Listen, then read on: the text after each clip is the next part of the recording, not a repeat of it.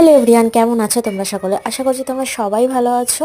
মামাও কিন্তু খুব ভালো আছে, না খুব ভালো আছে বলবো না, মামামের কিন্তু খুব জ্বর ছিল, তো গলা বসে গেছিলো, মামাম কাঁদতে পারছিল না, সর্দি। মামামকে ডক্টর দেখিয়ে নিয়ে আসা হয়েছে। মামাম দুদিন অসুস্থ থাকায়, বিছানায় শুয়ে থাকায় মামাম দুষ্টুমিগুলো করতে পারিনি। তো আজকে দেখো মাম্মাম পুরো সুস্থ, পুরোপুরি না মোটামুটি সুস্থ হয়ে গেছে। তো এখন দেখো মাম্মাম ঠাকুর ঘরে গিয়ে যা দুষ্টুমিগুলো করছে, তাই তোমাদের সাথে একটু শেয়ার করলাম।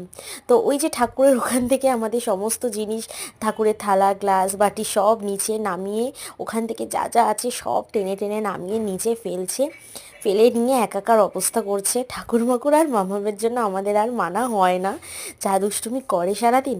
তো যাই হোক, এখনকার মতন এইটুকুই তোমাদের সাথে শেয়ার করলাম। দেখা হবে পরের কোনো ব্লগে। ততক্ষণ তোমরা সবাই ভালো থেকো, আর তোমরা সবাই আমার মাম্মামকে আশীর্বাদ করো, আমার মাম্মাম যেন সুস্থ থাকে, ভালো থাকে, আর আমি যেন মামামের দুষ্টুমিগুলো তোমাদের সাথে শেয়ার করতে পারি।